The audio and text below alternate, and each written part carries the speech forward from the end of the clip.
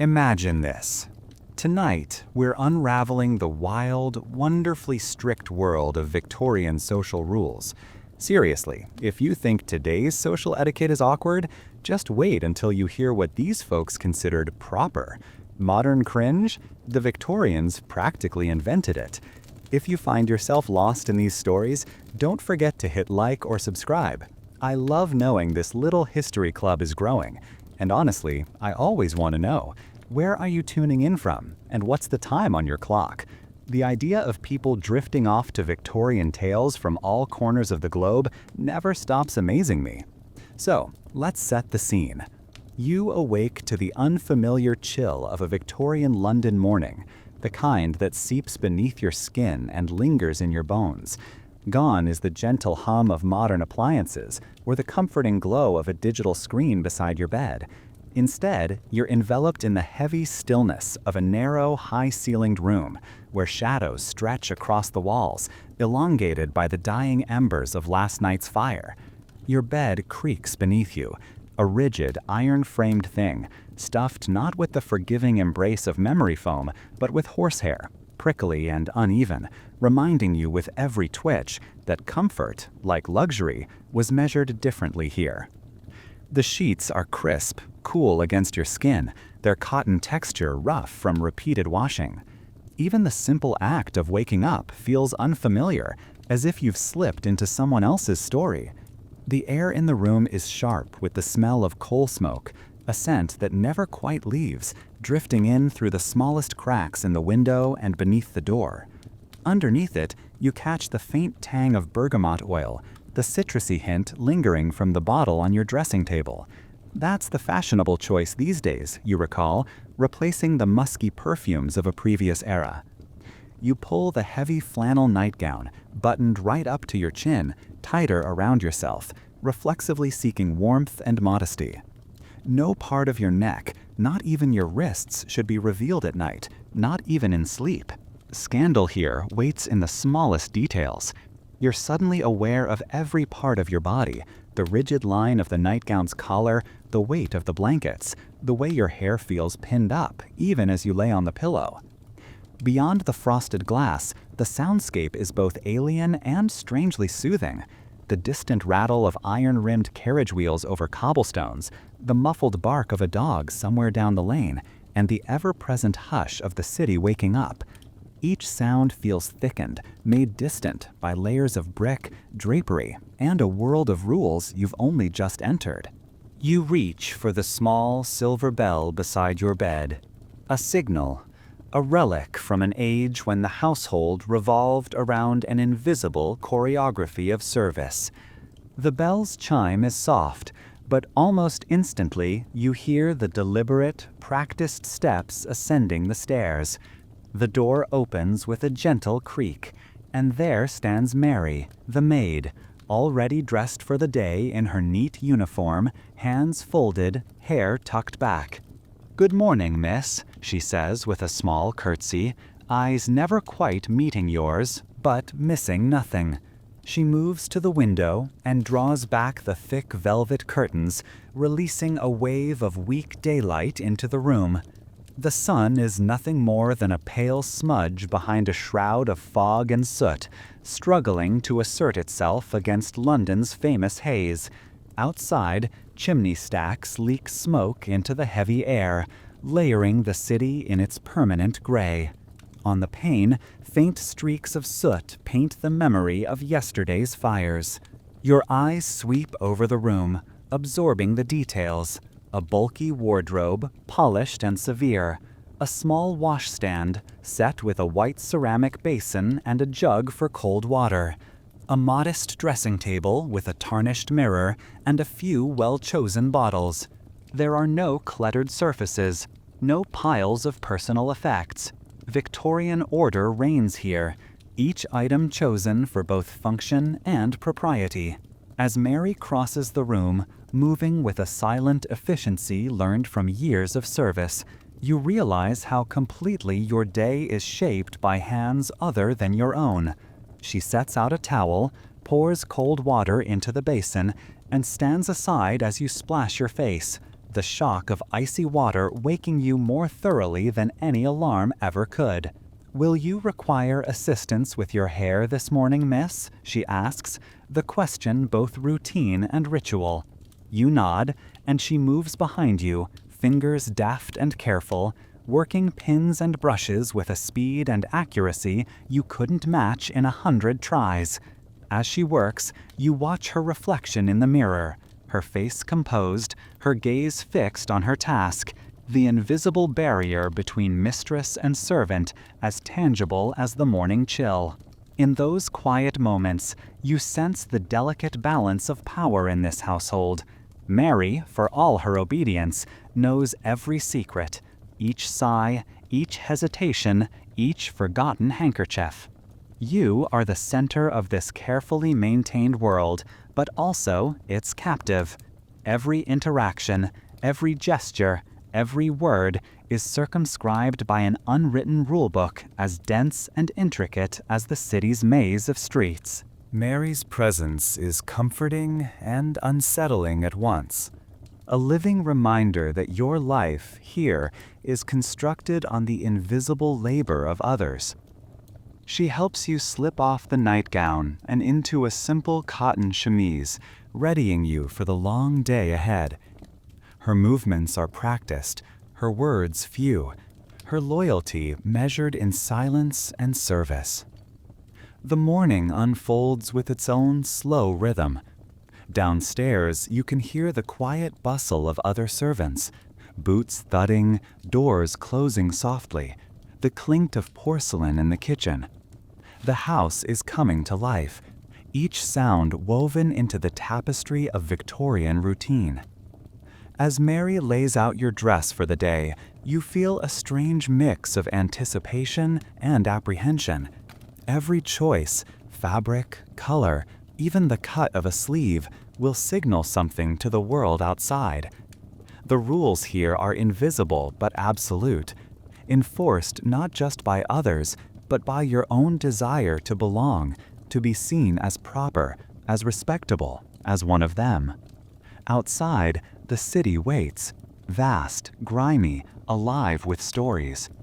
But for now, you are held in this quiet room, suspended between the world you've known and the world you're about to navigate, guided by Mary's steady hands and the silent expectations of a society that measures virtue in restraint, in ritual, in the 1,000 tiny sacrifices that make up a day. And so the morning begins, not with rush or excitement, but with the careful, deliberate steps of a life built on order, tradition, and the promise that every day, no matter how cold or gray, will start the same way, with a bell, a curtsy, and the slow unveiling of the world beyond your window. You step from the bed, feet sinking into a rug that barely keeps the chill of the floorboards at bay. The room, despite its sturdy walls and thick curtains, never truly holds the warmth. Morning in a Victorian home is a slow awakening, not just of the body, but of the house itself. Every piece of furniture stands as a silent witness to generations before you. The wardrobe's heavy doors groan on their hinges. The dressing table surface holds the faintest scratches from combs and brushes, reminders of the hands that have moved through these routines year after year. The fireplace, now nothing but ashen coals, offers no heat. Cold seeps up through the soles of your slippers, the kind stitched by hand in a pattern chosen not for comfort but for decorum.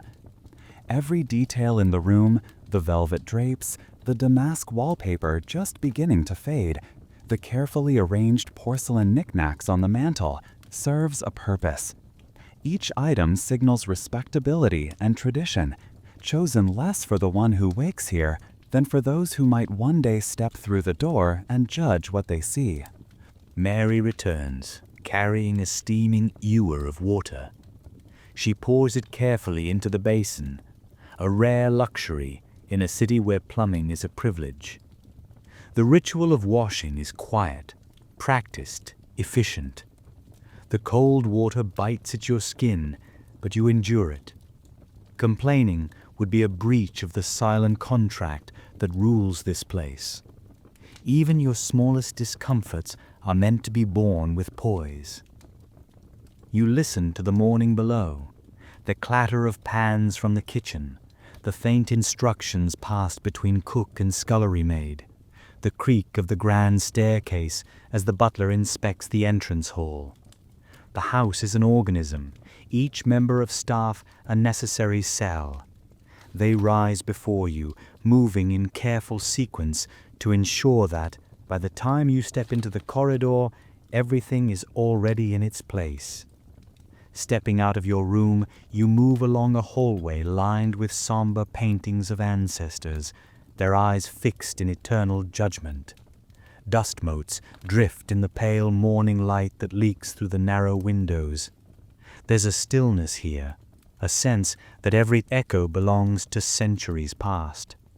The rules of the house are unspoken but absolute.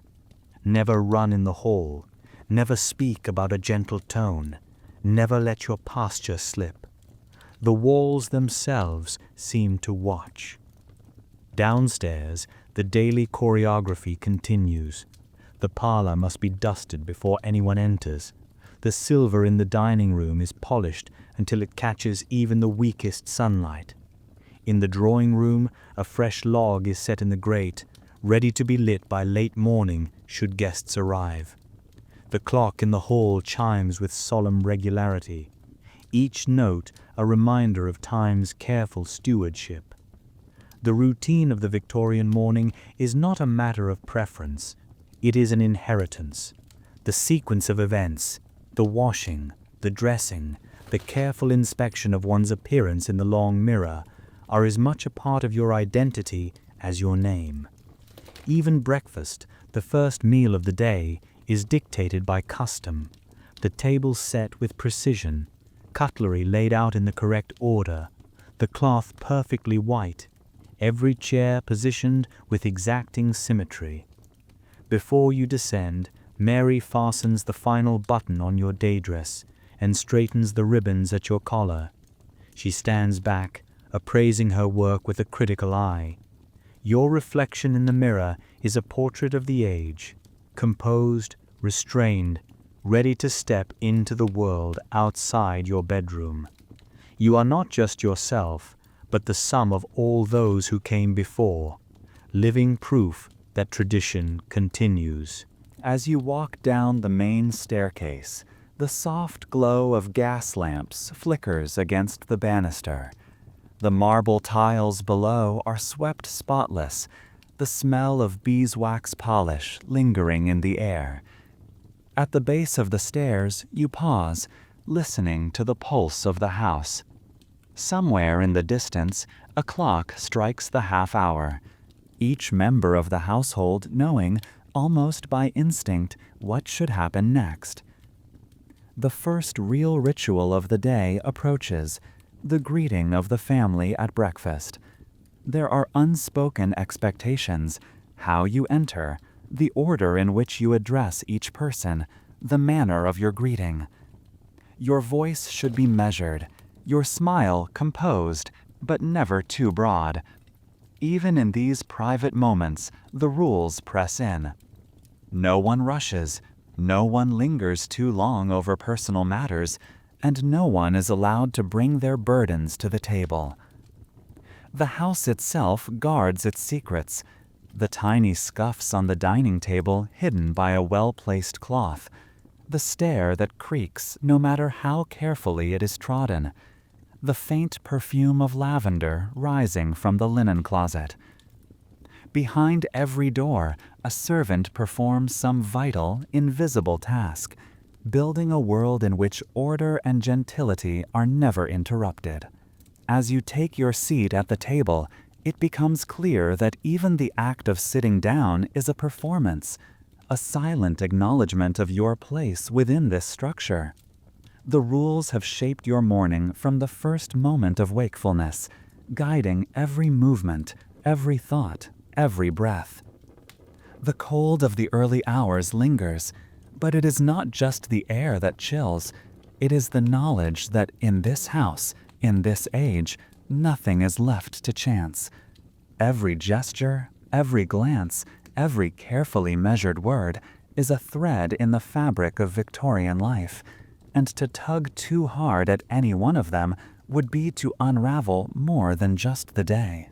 The real transformation begins not with a dress, but with ritual. To be a lady in Victorian London is to be rebuilt each morning from the inside out, assembled layer by layer, until every trace of private comfort is replaced with the proper silhouette and the precise touch of respectability. Even before you take breakfast, you must become your own public image.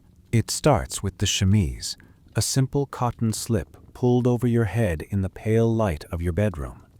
It is the first layer, soft against your skin, a barrier between you and the more demanding fabrics to come. Next, Mary helps you with the stockings, rolled carefully up your legs and fastened with garters just above the knee, a secret only you and your maid know, and yet one that must never be neglected. Then, the true test of discipline, the corset. Mary stands behind you, holding the heavy garment open, the stays gleaming faintly in the morning sun. You lift your arms, heart beating faster, and she wraps it around your waist, threading the laces with practiced fingers.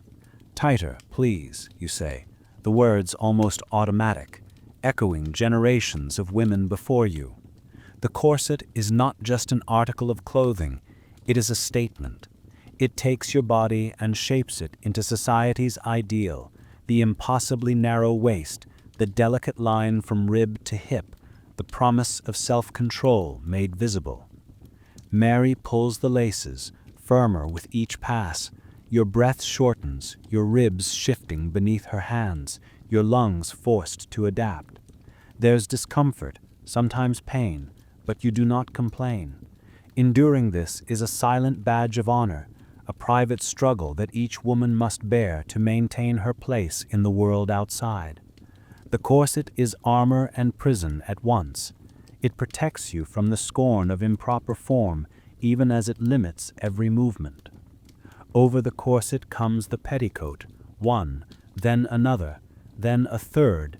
Each layer adds volume, softness, a gentle rustling as you move.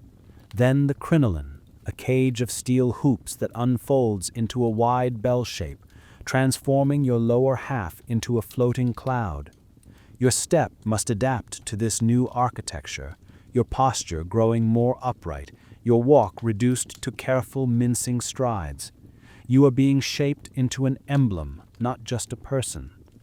At last, the dress. Today it is a day dress in deep blue, with a fitted bodice and sleeves trimmed in delicate lace.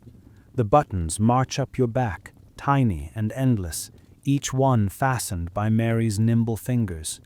She straightens the cuffs, smooths the skirts, and steps back to survey her work. In the mirror, you see not only yourself, but the centuries of expectations pressed into every seam and fold. No detail is too small to ignore. A brooch pinned at the collar signals restraint and modesty. Gloves, always gloves, are chosen carefully. Soft kid leather in the morning, perhaps lace for the afternoon. To step outside without gloves would be unthinkable, as shocking as arriving barefoot. Every inch of exposed skin is considered a message. Hands are to be hidden, faces kept pale and unrouged, hair arranged in the most controlled of styles. Even the scent you wear is regulated. No musky perfumes, only the clean tang of lemon or bergamot, enough to imply freshness, never seduction. Mary's hands move to your hair, brushing it back from your face and twisting it into a smooth, severe bun at the nape of your neck, not a strand out of place. She tucks a few pins in for security, then offers a choice: gloves or mittens, a silk ribbon or a velvet bow. Each choice is a test, each answer a way of signaling your understanding of the silent code. You are now weighed down by nearly 15 pounds of fabric, steel, and expectation. With every step, you feel the restrictions and the power that come with them. Your body, now transformed, becomes a living symbol of your family's reputation and your own worth. The cost of any mistake, a rumpled skirt, a missing button, a glimpse of stocking, could be exclusion from the fragile web of social acceptance. But more than mere protection, your clothing is your passport. The right silhouette, the correct detail, the subtle restraint in your appearance. These are the signs by which you will be judged and, if you are fortunate, welcomed. Appearance is not vanity here. It is currency, armor, and entry into the world beyond your door. Fully dressed, you move with greater care.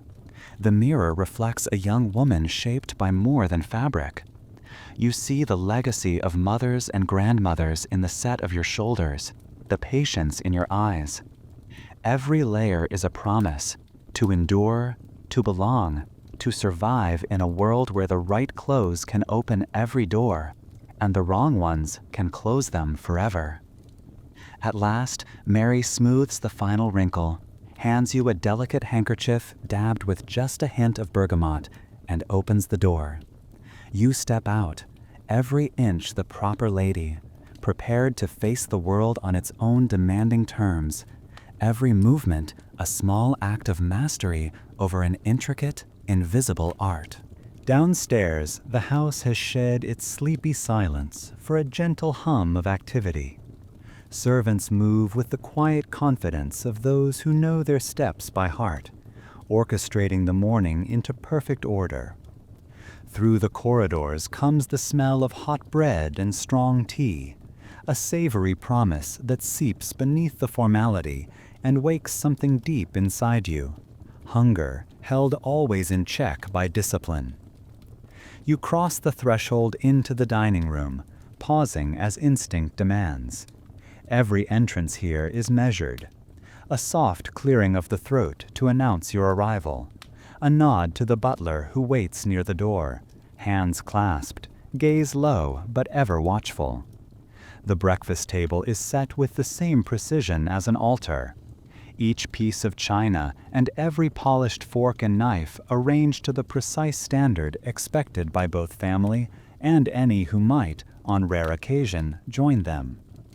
Your father sits at the head, his chair slightly set apart, the weight of his presence felt even before he looks up from his newspaper. Across from him, your mother is already deep in her correspondence, the nib of her pen scratching out careful lines on thick cream paper. She glances up only to acknowledge your arrival with the smallest of smiles, a gentle nod, never too warm, never too familiar. A place is set for you midway down the table, your plate bordered by a folded napkin and a silver spoon resting precisely parallel to your knife. Breakfast here is not just a meal, but a performance, each gesture choreographed, each word chosen with care. The array of dishes on offer is impressive. Eggs boiled to exact firmness, rashers of bacon crisp at the edges, kidneys sautéed in butter, rounds of toast stacked like playing cards, a bowl of porridge with a pat of melting butter sinking slowly into its golden center.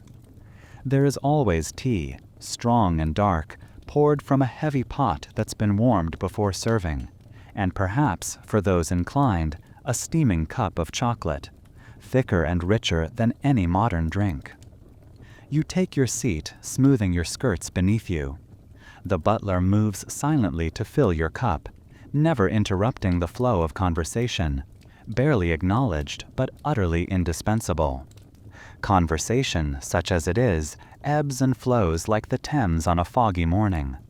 Your father occasionally lowers his paper to offer an opinion about the news, never expecting a reply, while your mother reminds you of upcoming social obligations with the faintest flicker of a smile. There are rules, spoken and unspoken. No one raises their voice. Laughter is gentle, never raucous. Personal questions are avoided. replaced by mild observations about the weather, the health of acquaintances, or the latest sermon at church. If anyone mentions an engagement or a birth in another family, it is only to be met with the correct formula: a note of congratulations, never prying for details. Curiosity, in this setting, is considered both impolite and faintly dangerous. Even your appetite is regulated. Though breakfast is the heartiest meal of the day, your corset will not permit you to eat quickly or with abandon. Each bite is small, each chew deliberate. You're trained to appear as if you hardly need nourishment at all, your composure unbroken even by hunger. At times, you find yourself wishing for one unguarded moment, one chance to eat with your fingers, to laugh loudly, to ask a question that actually matters. But these impulses are quickly buried beneath habit and expectation. You learn, through observation, the subtle language of the table. A raised eyebrow, the angle of a teacup, the gentle clearing of a throat. Each has meaning. If your father lowers his newspaper and folds it, you know it's time for a rare exchange. If your mother sets aside her pen, she expects you to speak, but never too much. Even the way you hold your fork, tines down, not up, signals your familiarity with the rules that govern not only meals, but your entire place in the world. Breakfast is over almost as soon as it begins. The plates are cleared with quiet efficiency, each servant's step as carefully timed as a dancer's. You rise when your mother does, pushing back your chair with barely a whisper of sound. There are no long farewells, no lingering over crumbs or cooling cups. Each person moves smoothly into the rest of the day, the momentary intimacy of breakfast already giving way to the larger spectacle of Victorian life. In the end, it isn't the food you remember most, but the ritual itself. The sense that you are playing a part in an old and solemn drama, one in which even the smallest gesture is filled with meaning. Here, to eat is not simply to satisfy hunger. It is to take your place in a carefully constructed world, where every action is watched, measured, and woven into the fabric of who you are expected to be. Once the remnants of breakfast have vanished, and the faint echoes of silverware have faded into the day, the next act of your carefully scripted life unfolds with a sort of quiet inevitability. You are expected to occupy yourself, but never idly, never without purpose. The notion of a lady with nothing to do is, in this world, nearly as scandalous as a torn hem or a stray hair. Every moment after breakfast is meant to shape you, your skills, your character, your reputation, into the kind of woman society will accept, admire, and, most importantly, trust to follow its unspoken code. You retreat to the drawing room, where the windows overlook a city just coming alive, street vendors hawking their wares, horses stamping steam into the air, a city painted in endless shades of gray. You settle near the window, your hands already busy with embroidery, the linen stretched taut on its hoop, a small garden of half-finished violets and rosebuds taking shape beneath your needle. There is something meditative in the motion, the careful pull of colored thread, the focus required to keep your stitches even and your mind from wandering too far. Your mother enters soon after, her own needlework in hand. She glides to a seat beside you, the rustle of her skirts a familiar music. Here, in this private space, conversation flows with gentle restraint, topics circling through safe and acceptable territory. She might comment on your choice of colors, the weather outside, or the progress of a neighbor's garden. Each exchange is a lesson: how to keep talk light, how to be agreeable without being dull, how to show wit without overstepping into the dangerous realm of opinion. You know instinctively what is permitted. Embroidery, knitting, mending, these are safe activities, valued both for the beauty they produce and for their message that you are industrious, patient, and dutiful. Reading is allowed, so long as it is done in moderation, and the subject is improving. Moral tales, poetry, essays on history or science, they are acceptable, even encouraged, if they reinforce the right virtues. Novels, especially those brimming with passion or adventure, are approached with caution. Your mother may allow the gentler works of Austen or Dickens, but anything more exciting is quietly put away when guests call or your father enters the room. Music practice is scheduled into your day, but always within limits. A young lady who plays well is an ornament to her family, but one who aspires to perform in public is viewed with suspicion.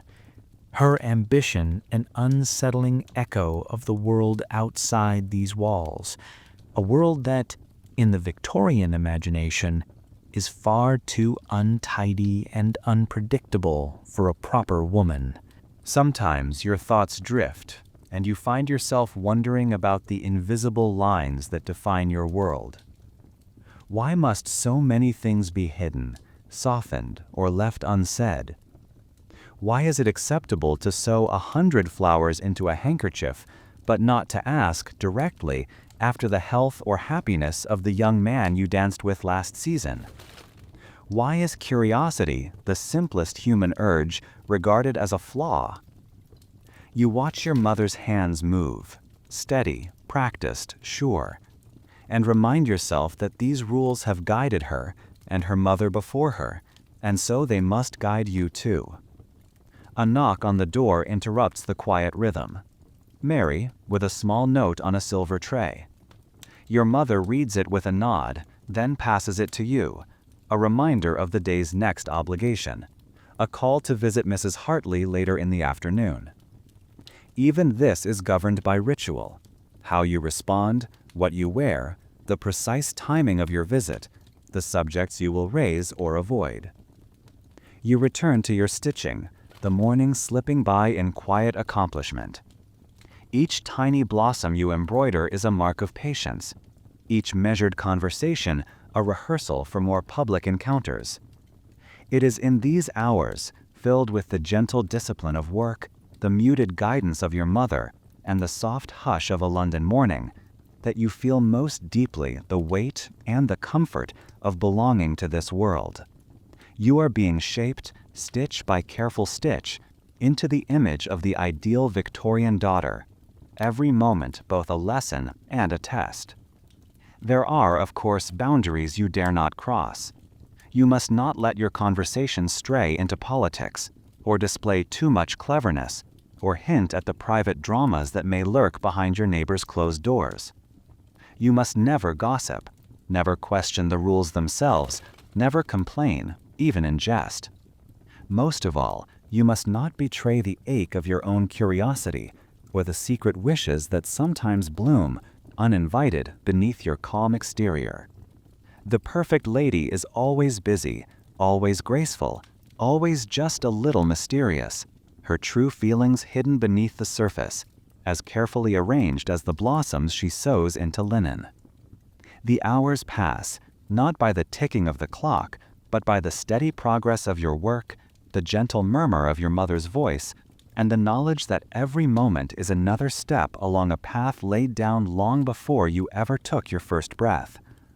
In this quiet chamber, with the city humming just beyond the glass, you move through the rituals of the day, each task, each word, each glance, knowing they are not simply chores, but the very tools by which your place in this world is won and capped. The hour approaches for your first social test of the day, a morning call, that strange ritual that is neither strictly morning nor truly a call in the sense a modern mind would expect. In Victorian society, this custom is as rigid and formalized as any royal procession. A morning call, usually made between 3 and 5 in the afternoon despite its name, is a crucial performance, a showcase of grace under pressure, of manners learned by heart and practiced in the drawing rooms of London's best families. Mary appears with your outerwear, and together you prepare for the brief journey. You slip on gloves, never daring to show your bare hands in public, and fasten the cloak around your shoulders.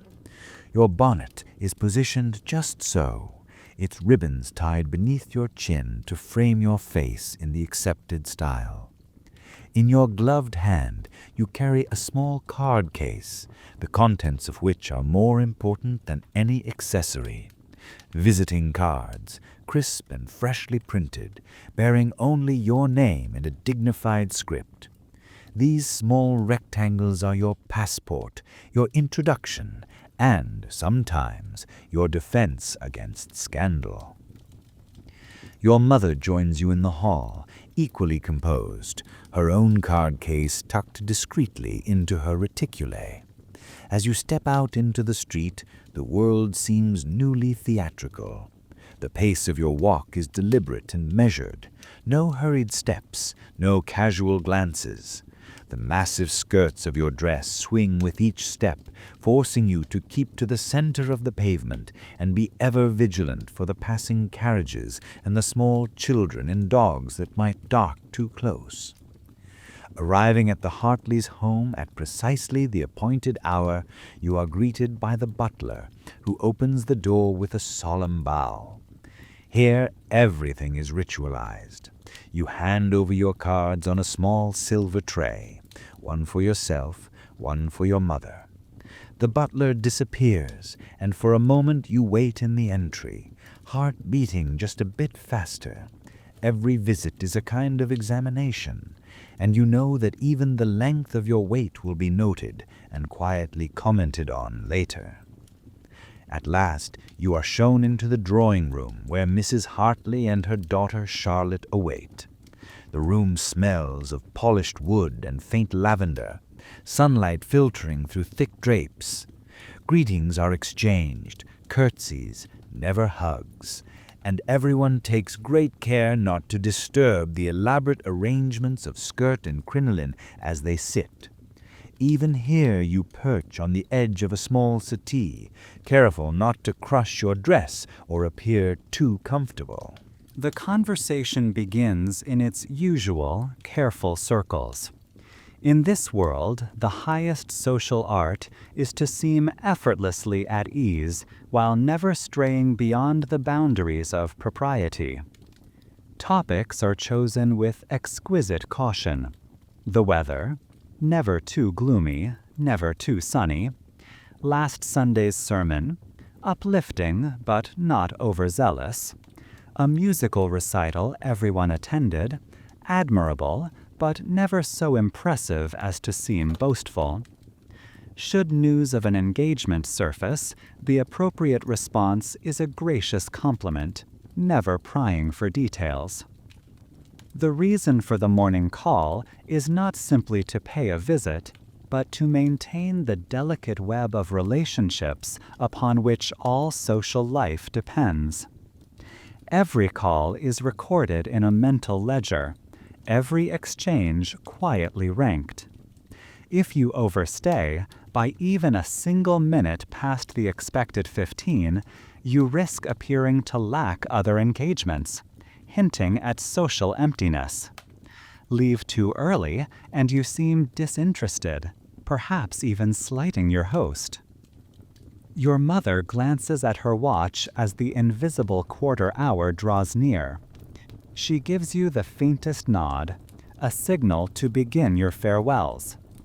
You stand together, exchange a final round of curtsies, and move back to the hall, guided by the butler's silent efficiency.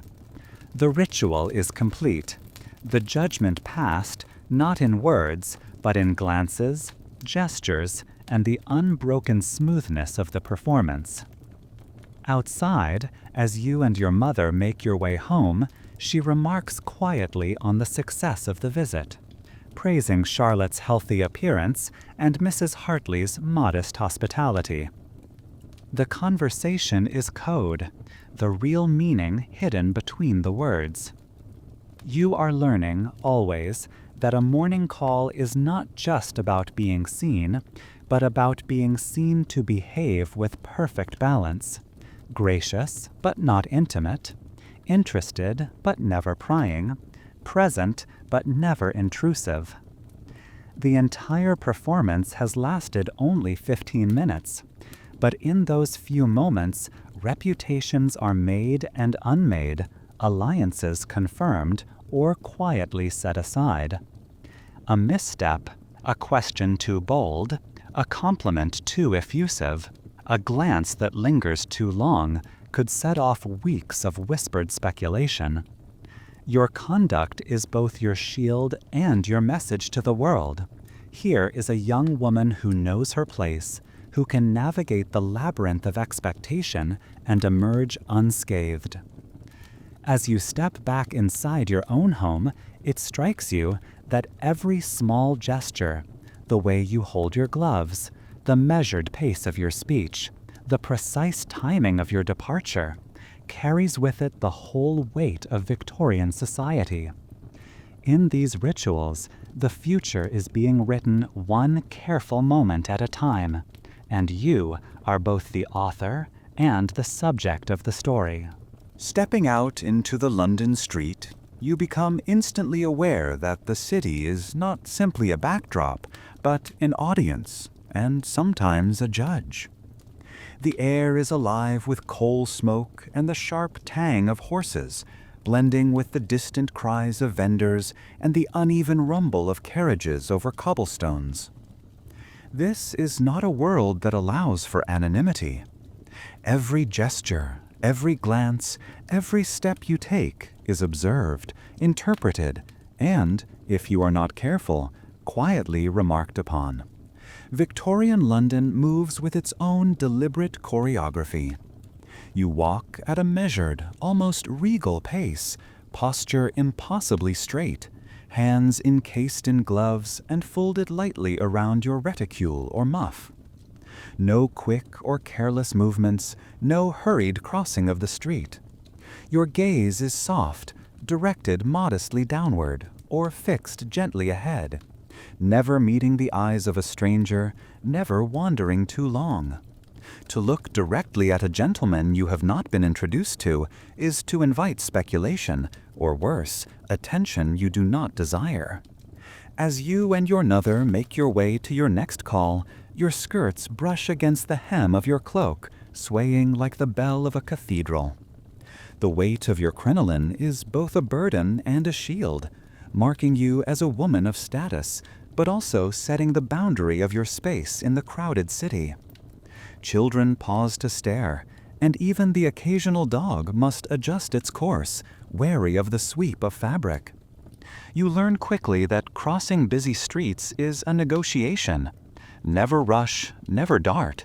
Instead, wait for the gap in traffic and step forward with composure, trusting in the deference your appearance commands. Men tip their hats as you pass, a ritualized greeting as ancient as the city itself. You acknowledge with the barest inclination of your head, never a smile, never anything that might be interpreted as forwardness. Young men you know from church or past social gatherings offer a slightly deeper bow. Still, conversation in public with any gentleman is strictly forbidden unless you have been properly introduced and are in the company of a suitable chaperone. Even so much as a brief word exchanged at a street crossing would spark talk among those who witnessed it. If a tradesman, laborer, or street urchin approaches, perhaps to sell you a sprig of lavender or shine your shoes, you answer with polite firmness, always using as few words as possible. To be seen as generous is good. To be seen as overly familiar is perilous. Your mother reminds you, with a gentle squeeze of your gloved hand, to keep your eyes ahead and your answers brief. The city around you is a spectacle of constant motion. Hansom cabs clatter by, their drivers shouting to one another through the fog. Street hawkers pitch their wares, their cries rising above the drone. Newspaper boys dart between the carriages, waving headlines that speak of politics, scandal, or distant wars. Shop windows beckon with displays of hats, silks, and bonnets, each item a promise of beauty and status. But for a lady, the city is also a labyrinth of invisible boundaries. You do not linger by shop windows, do not stop to look too long at anything that might be considered frivolous or ostentatious. When you pass another woman of your own class, a nod of recognition may be exchanged, but even then, the rules govern everything. Too enthusiastic a greeting hints at intimacy. Too cool a response can start a silent feud. Lower-class women often avert their eyes or scurry past, acknowledging the invisible gulf that separates your worlds. As you make your way through the foggy streets, the city unfolds in layers. The great domes of churches rising above the rooftops, the tangled alleys where sunlight never seems to reach, the clatter and color of the markets where the city's pulse beats quickest. Yet all the while, you remain conscious of your own performance. Each step, each glance, each careful word is a note in the ongoing symphony of public life, a symphony in which you must never play the wrong chord. You learn to move through the world like a well-tuned instrument, every aspect of your presence sending a message that you are dignified, reserved, safe from gossip, above reproach. There is a certain pride in this, a sense of mastery over the narrow rules that define your place in society. But there is a loneliness, too, in the endless calculation of what is permitted and what must be left undone. You and your mother return home as the city swallows the late morning sun, your steps measured and purposeful, your place in the world reaffirmed with each movement. Behind you, the city churns on, indifferent to the endless dance of reputation and restraint that governs every woman's life. But within you, a quiet resolve settles, that you will continue to move through this world with all the care it demands, never stumbling, never forgetting, never allowing a single misstep to shadow the long, expectant hours of the day still to come. Inside the drawing rooms and parlors of Victorian London, conversation is an art defined as much by its limits as by its possibilities. Every exchange is bound by invisible rules, lines you learn never to cross, questions you must never ask, emotions you are trained from childhood to veil behind a mask of pleasant composure. Even as the world outside clamors with noise and color, within these four walls the true currency is subtlety. Seated among polite company, you quickly learn that certain subjects are strictly off-limits. Illness, even the most mundane, is never described in detail. One might refer delicately to someone's indisposition, but never to their symptoms. Money, likewise, exists only in hints and allusions. Even praise for someone's wealth must be cloaked in admiration for their taste, never for their fortune itself.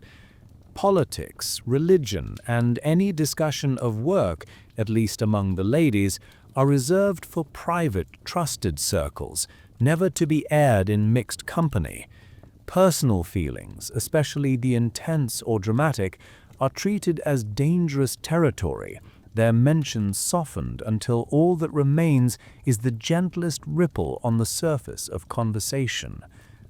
What does this leave? Weather is the eternal fallback, a topic as safe as it is dull, offering endless opportunity for mild agreement or polite complaint. The success of a recent musical recital, or the beauty of a garden in bloom, a favorite author's new novel, discussed not for its plot, but for its elevating influence, the latest improvements in household management, praised in the vaguest terms. The art is to speak without revealing, to praise without passion, to ask without ever seeming to pry.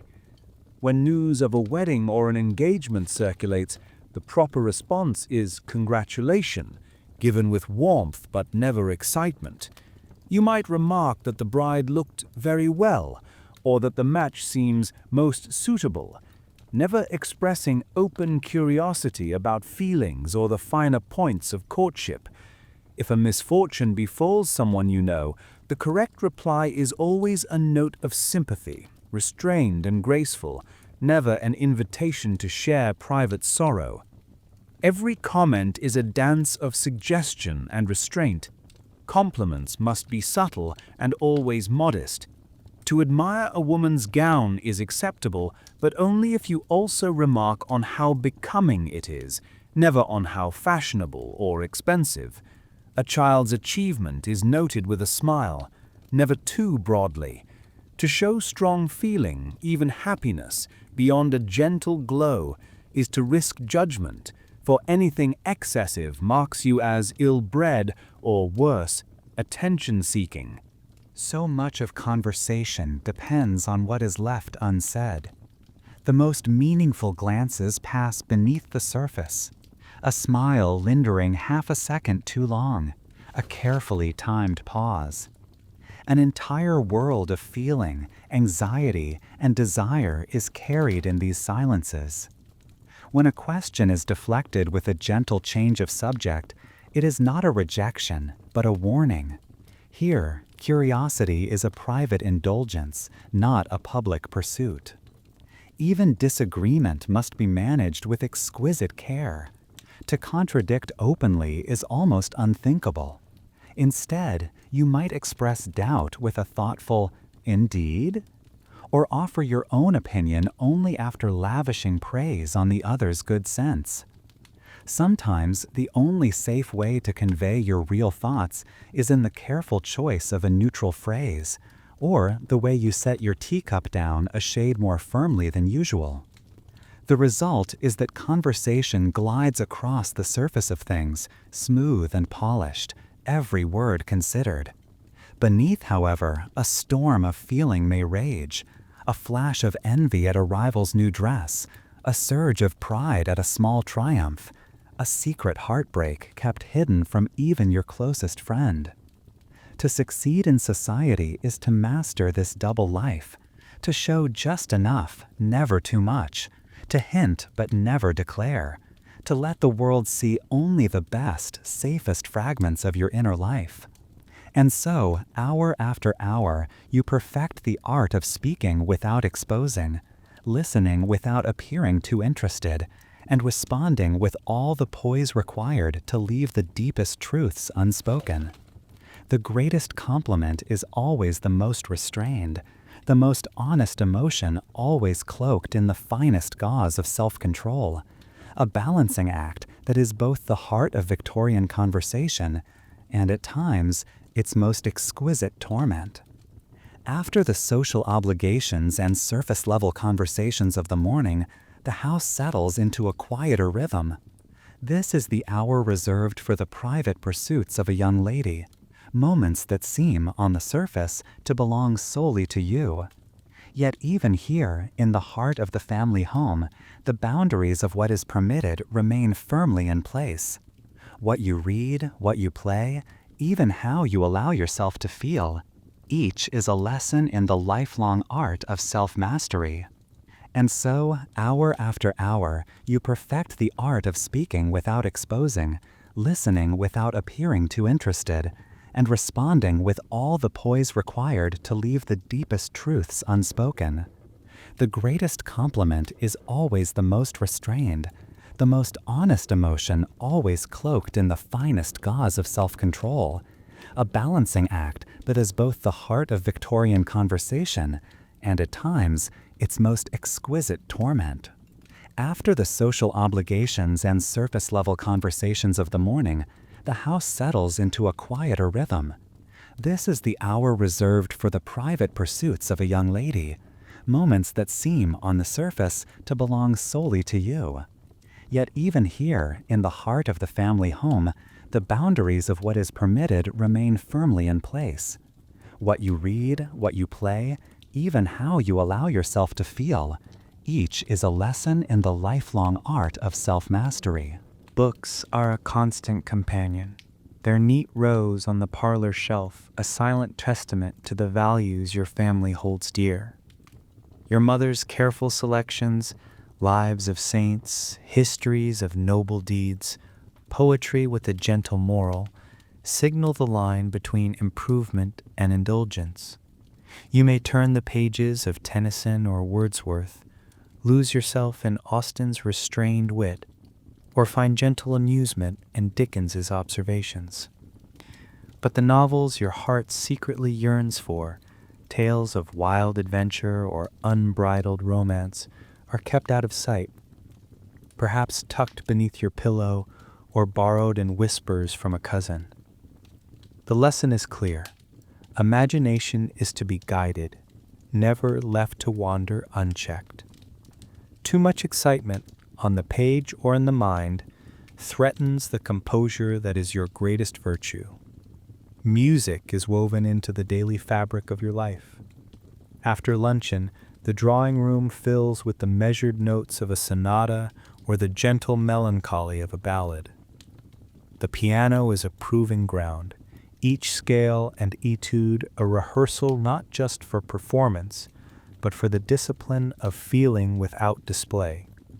Your hands move precisely over the keys, your posture held in elegant control, your face composed. To play with too much feeling is to invite scrutiny.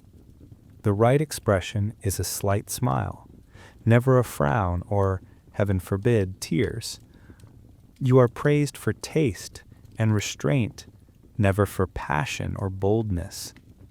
A guest may request a favorite waltz, and you oblige, careful to select pieces that charm but never stir the room to restless feeling.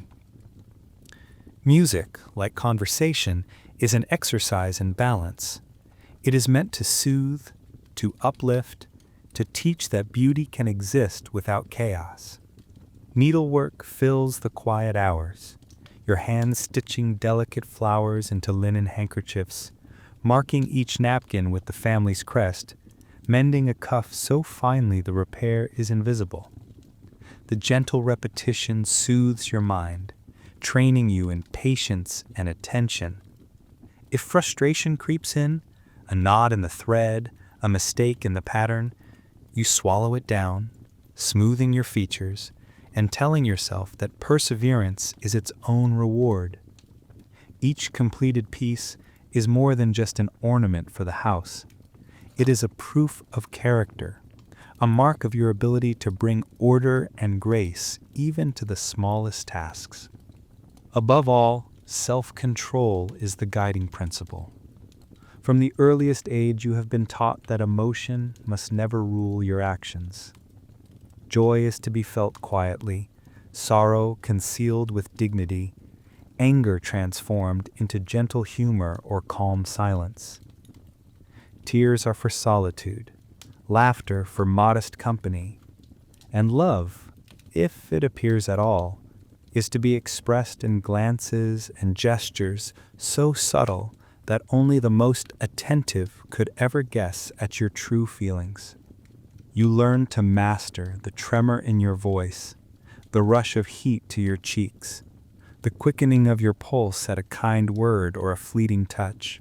Your mother is the model, her own composure a lesson in what is possible. Watching her balance duty, affection, and discipline, you understand that true accomplishment lies not in what you show, but in what you are able to hold back. The world outside may be filled with tumult and noise, but within these walls, calm is the only acceptable climate. And so the hours slip by in the careful practice of self-restraint. Reading, music, needlework, even the simple act of gazing into the garden beyond the window, all are transformed into disciplines, opportunities to perfect the art of feeling without letting the world see. You come to understand that in Victorian life, virtue is less about denying emotion altogether and more about shaping it. Like a sculptor, you chip away what is wild, leaving only the form that best fits the expectations of your world. By the end of the afternoon, you are skilled not just in the accomplishments of a lady, but in the subtler craft of gentle invisibility. Every note you play, every stitch you make, every carefully chosen line you read is another thread in the tapestry of who you must become. A person whose value is measured not by the storms she weathers, but by the calm she manages to show, even when those storms rage silently just beneath the surface. As evening draws near, the house subtly shifts again, as if tuning itself to a different key. The ritual of dressing for dinner is its own quiet spectacle, each movement loaded with meaning. In your room, Mary brings out a fresh dress, something finer than your day attire, but not so elaborate as an evening gown reserved for true company. The color is richer, the fabric heavier, a gentle signal to the world, and to yourself, that the day's public duties are done, and the more private customs of family are about to begin. You change beneath the soft light of gas lamps, their glow chasing away the gray of dusk. Hair is restyled with the same care as in the morning, but now a small ribbon or comb might be allowed, a modest hint of personal taste. Jewelry is chosen with restraint, a pearl at your throat, a simple brooch at your collar. Your brother, if he is home, undergoes his own transformation, exchanging the dust of the city or the club for a crisp waistcoat and freshly brushed jacket. Even your father appears, his workaday coat replaced by something more dignified, a subtle reminder of the division between the outer world and the sanctity of the home. The dining room is prepared by invisible hands, silverware gleaming, glass polished until it catches the light, the tablecloth crisp and white as snowfall.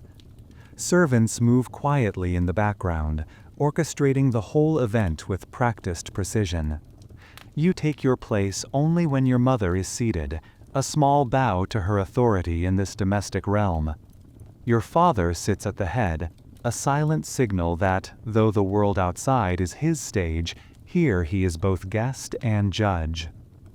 Dinner itself is less formal than a public feast, but it follows a familiar choreography. Conversation is more relaxed, but even here, boundaries are respected.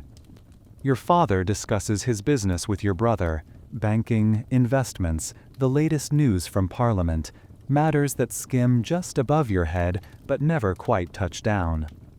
It is not expected for you or your mother to offer opinions on such things, except perhaps to express mild interest or offer a gentle question. Your brother, full of stories from the club or the cricket ground, fills the room with a younger energy. You listen, laugh softly, and learn what is safe to say and what is best left unsaid. Your mother steers the conversation toward more familiar waters, the state of the household, the arrival of new linen, an invitation from an acquaintance. She may ask about your day, how your music practice went, whether your embroidery progresses, if Mrs. Hartley seemed in good spirits during your visit. These exchanges are gentle, full of codes you've long since learned to read. The language of dinner is all about balance, sharing enough to feel close, but never so much as to break the spell of calm. The meal itself unfolds in courses, soup, then roast, perhaps a pudding to finish. You are careful with your appetite, as you were at breakfast, each bite small and measured, each utensil used in its proper order. Conversation ebbs and flows in time with the meal. If there are disagreements, they are masked with jokes. If there are worries, they are postponed for later, discussed only in the safety of whispered confidences. No voice is raised, no complaint lingers. Here, order is more than habit, it is a value in itself, a kind of silent contract. Yet, beneath the surface, the boundaries between male and female are clear and constant. The men's talk is brisk, practical, forward-looking. The women's words are softer, more attentive to feeling and mood, always careful to support, never to challenge. When the meal draws to its end, Your father and brother may retire to the study for port and cigars, a masculine sanctuary where business and politics can finally be discussed in earnest. The drawing room becomes the domain of you and your mother once more, a space of gentle conversation and quiet tasks. This division feels as natural as breathing, yet you sometimes sense its limits. A curiosity about the world outside, a question left unasked, an opinion quietly stifled. But in the moment, as the gaslight flickers and the voices of your family mingle softly with the clink of china and the muted laughter of memory, you take comfort in the roles you know. Dinner is more than food. It is an affirmation of place, an anchoring ritual that marks each member's part in the intricate play that is your life. When at last the meal is done and the table cleared, you rise with your mother, gliding into the next act of the evening, grateful for the order and quiet mastery that shape this hour, a mastery that allows the family to hold, for just a while, the illusion of perfect peace at the center of a restless world. After the last echoes of silverware and conversation have faded from the dining room, the household flows seamlessly into its evening rituals, each member slipping into their expected sphere as naturally as breath. In the glow of lamplight, the house feels both more intimate and more divided. The gentlemen retire to the study, their voices muffled by thick oak doors, the rich scent of port and tobacco marking that sacred space as unmistakably male. Their laughter and the low murmur of debate drift out in fragments, never quite inviting intrusion. You and your mother, perhaps accompanied by an aunt or visiting neighbor, withdraw to the drawing room. Here, surrounded by chintz and soft velvet, the air grows lighter, softer, but also strangely invisible. This is the realm of quiet accomplishment, where the triumphs are measured in inches of silk embroidery, and the news of the day is retold in a lower key. You settle into a high-backed chair near the fire, embroidery in hand, your mother seated across from you, her work basket open at her feet. The act of stitching is as much for occupation as for display. Your fingers move almost without thought, each small, precise motion another reminder that you belong here, among women who know the rules. In the gentle rhythm of needle-through linen, you find comfort, but also the subtle undertone of something missing, a sense that even here, within your own home, the world moves on, just out of sight. Sometimes, someone suggests music.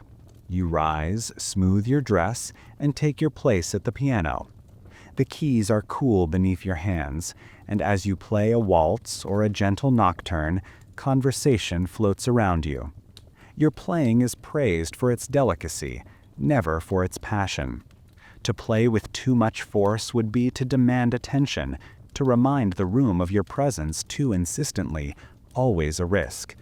Your music is meant to enhance the atmosphere, not dominate it. Stories drift through the air, half whispered and half sung. The news of a distant cousin's engagement, the faintest hint of trouble in a neighbor's household, a memory of a particularly brilliant ball years ago. These tales are shared with care, embroidered with as much omission as detail. Gossip is a dangerous pastime. A careless word could unravel a reputation. But a well-placed story, dressed in humor and humility, can shape the evening's mood. You learn to listen as much for what is not said as for what is, reading between the lines, collecting the secrets that hold your world together. There is a peculiar sort of invisibility that settles on the room. The women gathered here are, in many ways, the backbone of the house, its keepers, its memory, its voice. But their importance is quiet, their presence assumed and uncelebrated. You move gently through the evening, making yourself useful, but never indispensable. It is understood that you do not speak unless spoken to, that your laughter must not rise above a certain threshold, that your opinions, however sharp, must be offered only as the softest suggestion. The men, meanwhile, are only an adjacent presence, a rumble of conversation from behind closed doors, the muffled strike of billiard balls, an occasional burst of laughter that makes you pause, needle poised in the air, wondering what stories are told where you cannot go. There is an unspoken border you do not cross, a knowledge that the evening has two currents, one seen, one unseen. Yet within this gentle sphere, there are moments of genuine connection. Your mother's hand rests lightly on your shoulder as she asks about your progress with the latest piece of embroidery. A friend shares a sly smile over a particularly clever turn of phrase. The flickering fire and the soft hush of the room make you feel that here, at least for a time, the outside world can be held at bay. You learn that invisibility is not always absence. Sometimes it is simply the art of moving gracefully within the space you're given, of making the home beautiful, the conversation light, the music sweet. The evening hours pass in this delicate balance, your needle tracing patterns, your laughter rising and falling like the music you play, your thoughts swirling quietly beneath the calm surface. The clock chimes and the evening grows late, but no one hurries. There is safety in these rituals, even as you sense, deep down, the longing for something more. A wish, perhaps, to step out of the invisible and into the world beyond the lamplight, even for just a moment. The night of the ball arrives with the hush and promise of something extraordinary. It is a rare occasion, a celebration hosted by one of London's more prominent families, a night when the rules of the day are gilded with excitement but never loosened. The city, draped in fog and gaslight, seems to hold its breath as your family's carriage rattles through the narrow streets, your gloved hands folded tightly in your lap. Somewhere in the crowd ahead, you know, is Thomas Fairchild, the young man whose presence has lingered on the edge of your thoughts for weeks now. The house you enter is alive with light and music, every window blazing, every room brimming with the scent of wax and perfume. The grand staircase gleams under the careful gaze of portraits who have witnessed 100 such gatherings. In the ballroom, candles flicker from massive chandeliers, casting everyone in soft golden halos that make even familiar faces appear mysterious. The air is alive with anticipation, glances exchanged, laughter drifting between the notes of a waltz, the undertone of possibility running through every conversation. You stand with your mother near the edge of the dance floor, posture composed, eyes lowered, trying not to let your excitement betray you. All around you, young women pretend to be uninterested, their fans fluttering as they survey the room. Mothers exchange polite observations about the music, the flowers, the quality of the refreshments, but their eyes are sharp, marking every subtle interaction. It is not long before Thomas Fairchild makes his entrance. You notice him before anyone speaks his name, a tall, dark-haired figure in immaculate evening dress, his bearing both confident and quietly attentive. He greets your father and exchanges a few formal words with your mother, his gaze never quite lingering on you, but never fully turning away. Every introduction, every nod is a step in the intricate dance of approval and intention. When at last he is brought to your side and requests the next dance, you accept with the briefest of curtsies, heart thrumming beneath layers of silk and lace. His hand, gloved and cool, rests lightly at your waist as the orchestra swells. For a moment, the world shrinks to the space between you. The warmth of his palm, the polite precision of his steps, the whispered pleasantries you exchange as you move together across the floor. Conversation is a delicate balancing act, each word measured and softened. You talk of the weather, the flowers, the orchestra's skill. All the while, your mind is racing ahead, longing to ask the questions you know you cannot, about his dreams, his fears, the quiet corners of his life never spoken aloud in company. Instead, you comment on the beauty of the evening, careful not to let too much feeling slip into your voice. Around you, the eyes of the room never stray far. Every smile, every glance is noticed, weighed, and quietly discussed behind fans and in corners. There is a thrill in the secrecy of it all, in the knowledge that the smallest gesture, a hand lingering a fraction too long, a laugh that sounds just a little too sincere, can fuel days of conversation among the city's matrons. You move through the dance, careful to keep the distance expected of you, even as your heart surges closer with each turn.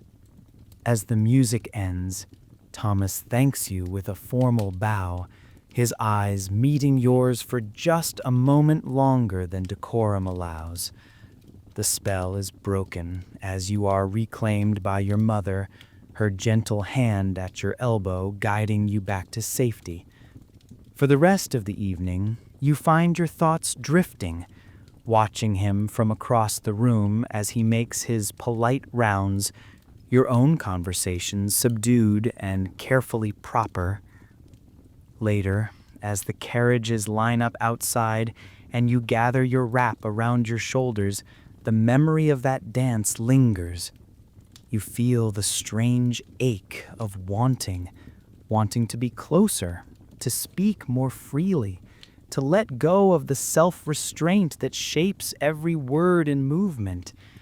But even as you dared to dream, you know that in this world, the line between longing and propriety is drawn in stone. To cross it would be to risk not just your reputation, but the delicate fabric of everything you have been raised to protect. In the quiet of your own room, the city's music still ringing faintly in your ears, you realize how much of love in Victorian London is shaped by silence, by what is withheld as much as what is given. For now, your feelings are your own, carefully locked away, a secret dance that continues long after the last notes of the waltz have faded into the night. The invitation arrives on thick cream paper, the Fairchild family crest embossed in gold at the top. It sits on the parlor table like a promise and a challenge, and the days leading up to the dinner unfold in a whirl of anticipation, each moment infused with nervous energy. This evening is more than a simple meal. It is a test of every lesson you have ever learned, a chance to be seen and evaluated, not just by Thomas Fairchild, but by everyone whose opinion will shape your future. Preparation for such an event is a ritual all its own, a sequence of small anxieties and careful choices. Your mother takes charge with gentle authority, selecting your gown, a pale blue silk with delicate lace at the collar and cuffs, chosen as much for its elegance as for the subtle message it sends about your family's taste and means. Accessories are debated, gloves inspected for the smallest imperfection, shoes polished until they gleam. Each decision is weighed, not too bold, lest you appear vain, not too plain, lest you seem indifferent. Even your hair, swept into a sleek chignon and pinned with a single pearl comb, is a statement, modest yet refined. As the afternoon stretches on, the house grows quieter, the usual rhythm interrupted by your own sense of waiting. In your room, Mary helps you practice the art of sitting and standing in your gown, teaching you how to move without wrinkling the fabric, how to keep your shoulders back and your chin lifted just so. You rehearse small gestures, how to accept a compliment, how to offer a greeting with the right blend of warmth and restraint, how to signal interest without presumption. Each movement is practiced until it feels almost natural, though in your heart you are acutely aware of how easily one misstep could ripple through the tightly woven web of society. Before you leave, your mother sits beside you for a final quiet moment. She reminds you of the importance of every detail, to wait for your hostess to signal when to be seated, to speak only when addressed, to avoid topics that might embarrass or inflame. You are told, gently but firmly, to observe everything: the arrangement of flowers, the order of the courses, the tone of each conversation. She says, "A young lady's greatest charm is her ability to make those around her feel at ease, while never for a moment letting down her own guard." When the carriage arrives, the city is already settling into evening, lamplighters moving along the street, their poles trailing tiny sparks behind them. The journey to the Fairchild home is a quiet one, the city passing in a blur of gaslight and shadow. You turn the lessons over in your mind, pressing each one into place. Walk with purpose. Listen before you speak. Remember that every word and gesture matters. Arriving at the Fairchild's grand townhouse, you are ushered up the steps and into a hall flooded with warm light and the gentle murmur of voices. The scent of polished wood and fresh flowers envelops you. Thomas himself appears, offering a courteous greeting, his composure reassuring and just a little infectious. The room is filled with guests, each one part of the intricate tapestry of the evening.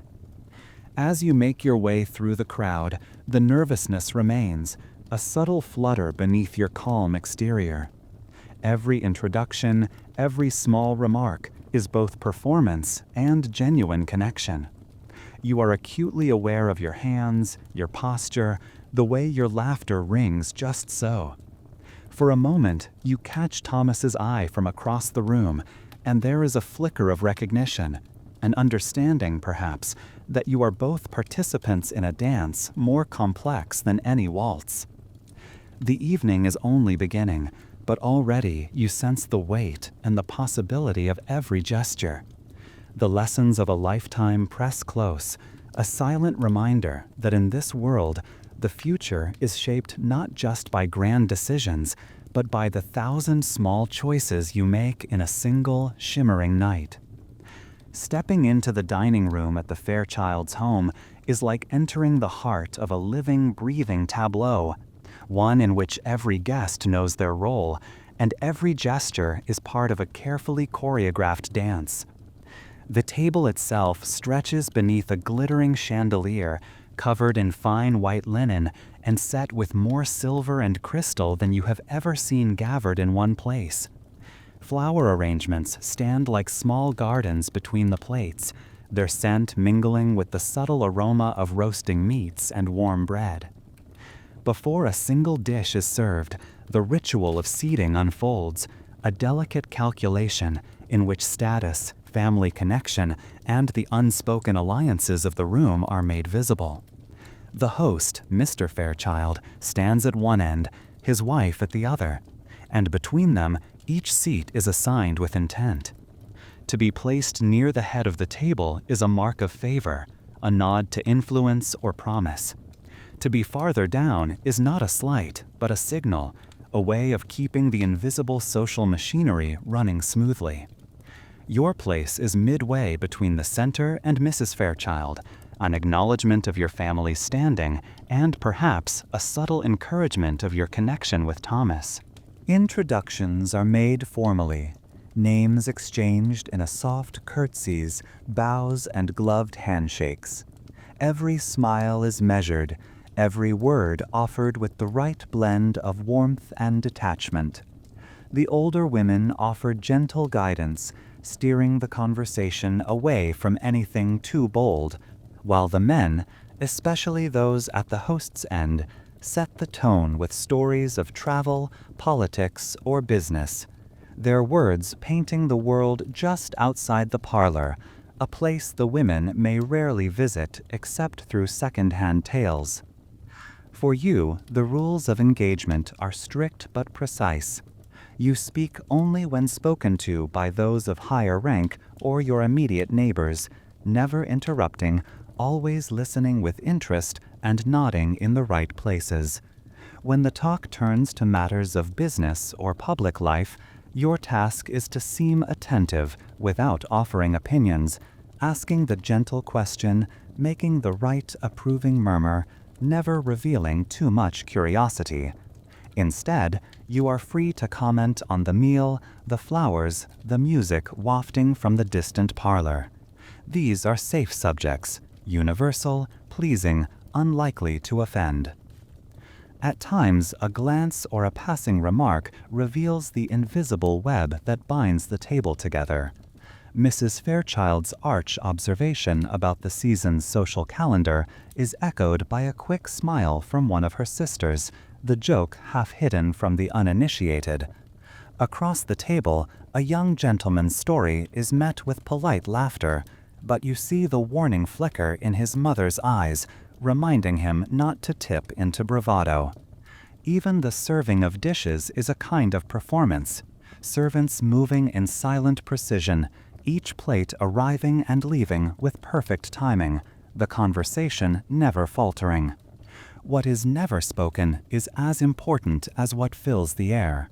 Scandal, rivalry, or anything that might hint at family tensions is left for whispered corners, never the dining table. Should an awkward moment arise, a dropped fork, a poorly chosen phrase, it is glossed over with practiced ease, the group moving together to smooth away any ripple in the calm surface of the evening. As the meal continues, you sense the subtle shifting of alliances, the gentle encouragement of new friendships, the careful avoidance of dangerous waters. The hierarchy is not fixed, but constantly negotiated. Every joke, every compliment, every glance weighed and remembered.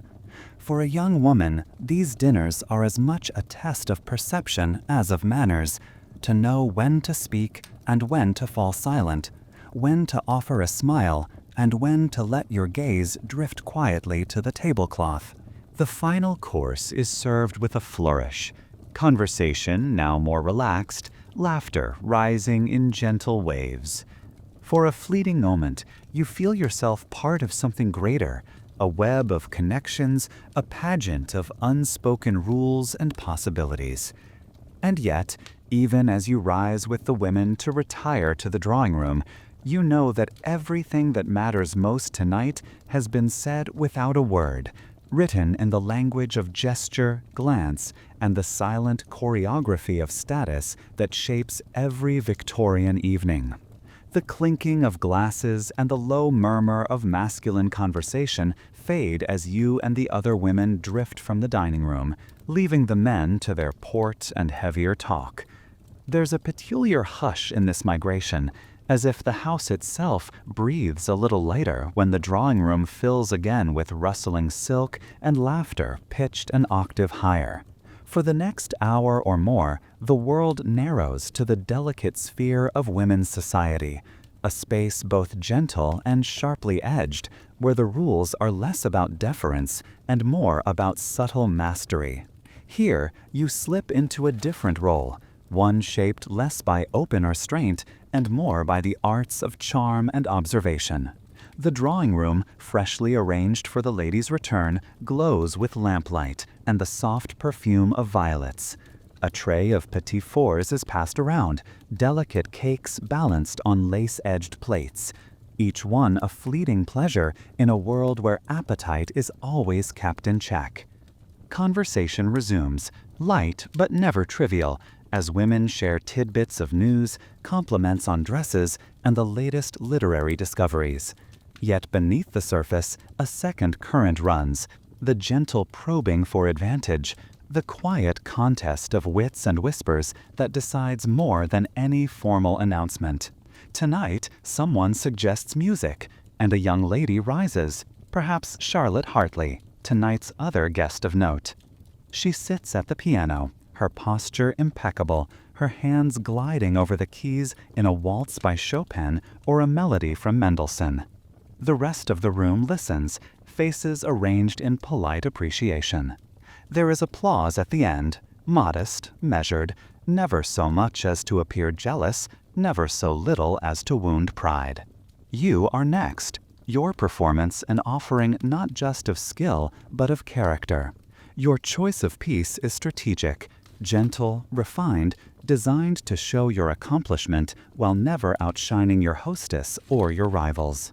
Between performances, conversation continues in low voices. Mothers exchange quiet glances, assessing the talents and manners of every eligible young lady in the room. Compliments, carefully worded, serve dual purposes: encouragement for some, subtle warning for others. "How beautifully you played, my dear.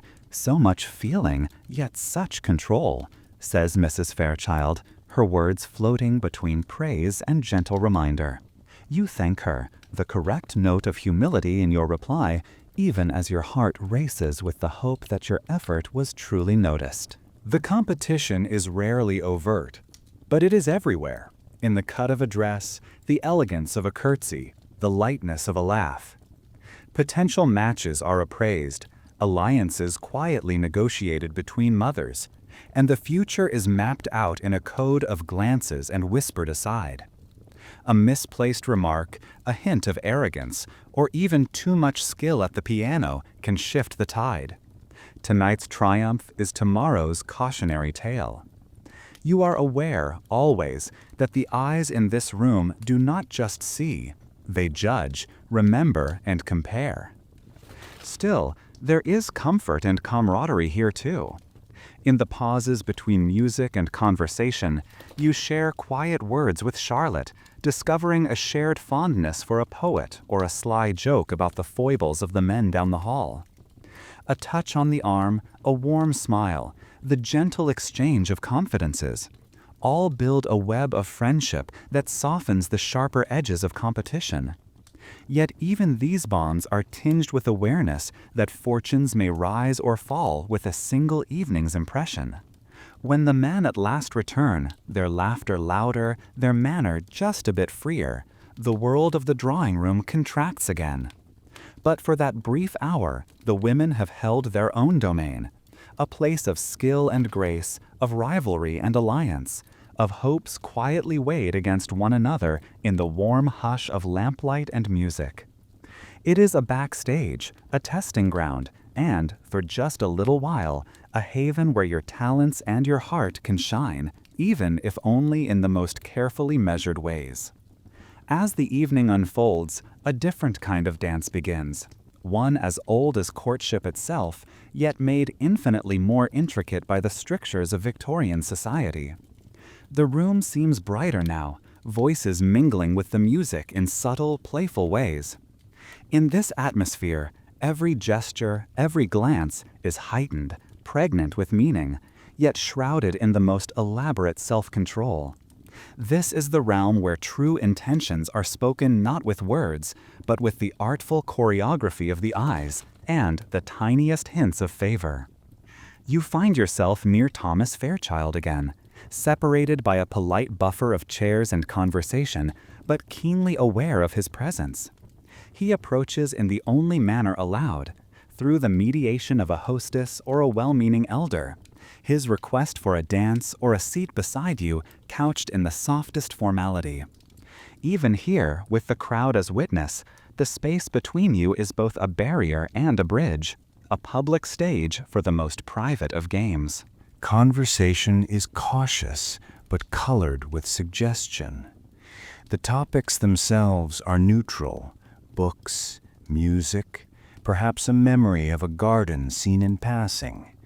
But a raised eyebrow, a quick smile, or the gentle tilt of a head becomes the real message. The right phrase delivered at just the right moment, a compliment veiled in wit, a question asked with careful interest, builds an intimacy that words themselves are forbidden to name. Laughter is a promise, though it never rises loud enough to cross the line of decorum. Small gifts become tokens of growing attachment, though even these are laden with unspoken rules. A book borrowed and returned with a pressed flower tucked inside, a fan repaired and handed back at a party, a note left unsigned but instantly understood. These are the offerings that signal favor without breaking the code. To accept such a token is to admit interest. To return it unchanged is to close the door, all without a single direct admission. Every exchange is watched, weighed, and filed away by both families, who are ever alert to the possibility and the risks of a blossoming attachment. Sometimes a rival emerges, a young lady whose laughter seems a touch too bright, whose compliments to Thomas are a shade too pointed. The competition is invisible but relentless. You respond not by confrontation, but with a redoubling of your own charm, the subtle shifting of conversation, a gentle display of cleverness or restraint. Even jealousy must be masked, transformed into graciousness. Your feelings betrayed only by a lingering glance or a fleeting coolness that only Thomas, and perhaps the most attentive observers, might notice. There are moments when your eyes meet his across the room, and for a breathless second, the entire world narrows to that silent conversation. In those glances, far more is said than could ever be spoken aloud. Encouragement, invitation, uncertainty, hope. The rules of propriety demand you look away first, but in that brief exchange, you share a secret, a knowledge that, despite the audience and the expectations pressing in from all sides, there is something singular growing quietly between you. Beneath the surface, a contest unfolds not just for affection, but for the right to express it at all. You learn to cherish these coded signals, the brief press of a hand as you are helped into your cloak, the faintest touch of fingertips when passing a teacup. Each encounter leaves you longing for more, even as you are reminded with every passing moment that your emotions must remain safely tucked away, protected by the same careful manners that make this world both beautiful and, at times, achingly distant. As the evening draws to a close, you walk home beneath a pale moon, the night air sharp and alive with possibility. The silence of the carriage is filled with the memory of glances, the echo of words half spoken, the promise of another meeting yet to come. In the intricate language of Victorian flirtation, nothing is declared, but everything is risked. And in the spaces between words, something fragile and thrilling begins to take root. There is an undercurrent in Victorian society that runs deeper than any dance or drawing room conversation, a quiet but relentless tide of rumor and judgment that can shape a future in a single afternoon. After the bright lights of social gatherings have faded, after the laughter and polite exchanges, what remains are the words exchanged in hushed voices behind closed doors, the fragments of stories traded over tea, the questions that linger long after the last carriage has rolled away. In this world, reputation is a currency more fragile and more valuable than gold, and to become the subject of gossip is to stand on the edge of a precipice with no guarantee of rescue.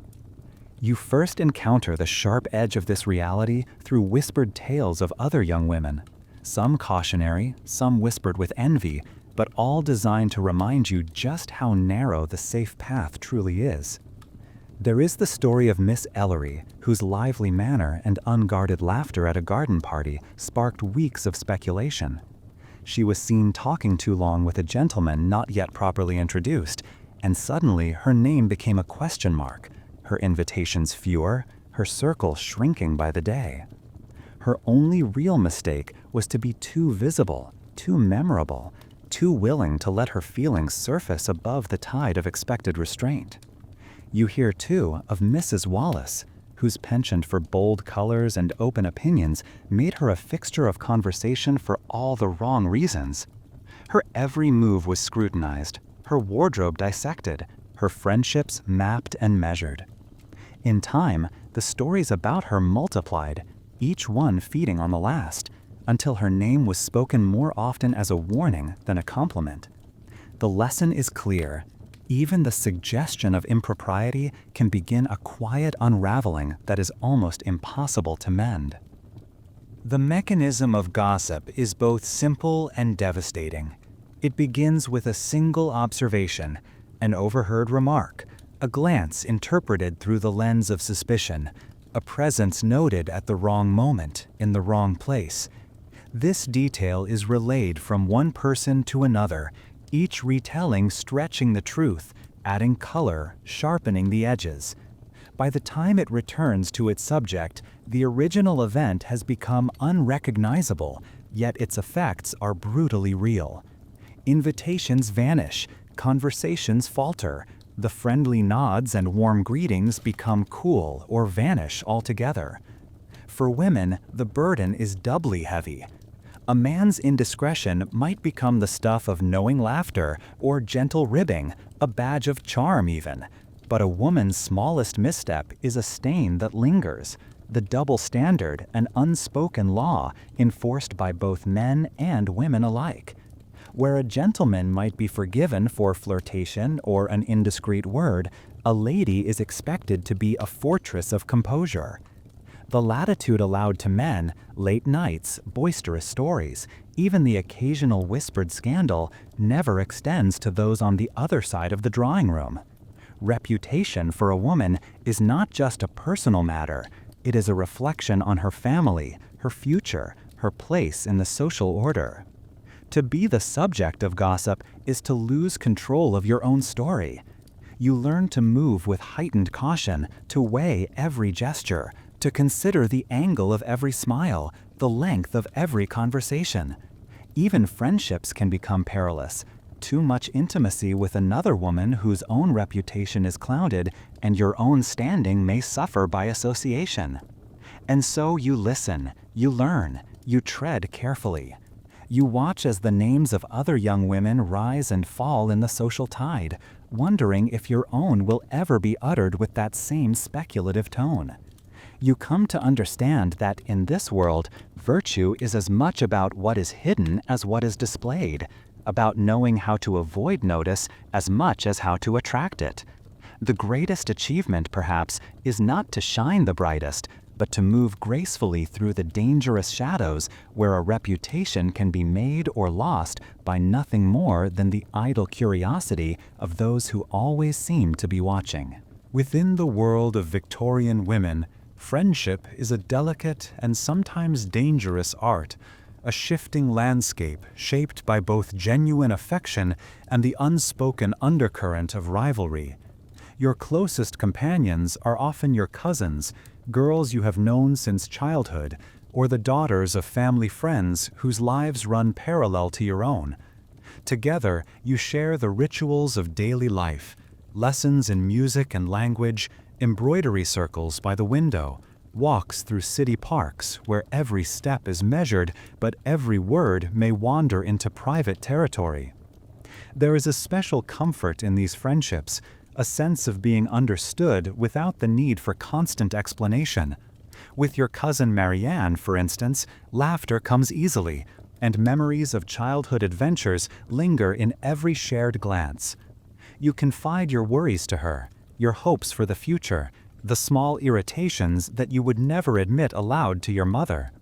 Together you pore over the pages of favorite books, whisper secrets about which gentleman danced most gracefully, compare notes on the subtle language of fans and gloves. Yet beneath the warmth there exists a persistent tension, a quiet, ever-present awareness that your fortunes and hers are not entirely separate. The drawing room is a stage, and each of you is both audience and performer. Attention from a suitor, praise from an older relative, even the smallest compliment about your appearance or wit can spark a moment of rivalry so slight it is barely acknowledged, yet powerful enough to shape the rest of your day. A cousin's success at the piano, a friend's particularly becoming new gown, or her invitation to a coveted gathering can leave a faint sting, a whisper of envy that you quickly bury beneath good manners and smiles. Women's conversation in this world is an art form in itself. topics float between light-hearted observations and deeper, half-veiled admissions. There are secrets shared, confessions of fleeting affections, anxieties about appearances, fears of being overlooked. These moments draw you closer, creating a fragile trust, even as you know that every confidence is given in the hope it will not be used against you. Words of comfort can mask a touch of satisfaction at being the one sought out for advice, just as a well-meaning warning about another girl's reputation might carry a subtle hint of self-preservation. There are unspoken rules: never boast, never appear desperate for attention, always offer support in public, even to those you compete with most fiercely in private. Compliments are exchanged like gifts, and so are small acts of sabotage, a whispered remark about a questionable hemline, a suggestion that a certain young man's intentions may not be as honorable as they appear. You learn, through experience, to weigh every word, to distinguish true friendship from alliances of convenience, to guard your own secrets as carefully as you carry those of others. Yet, even with this undercurrent, friendship among women is a precious refuge. When the pressures of family and society grow heavy, it is your friends who offer laughter and companionship, who help you find your balance in a world that demands so much poise.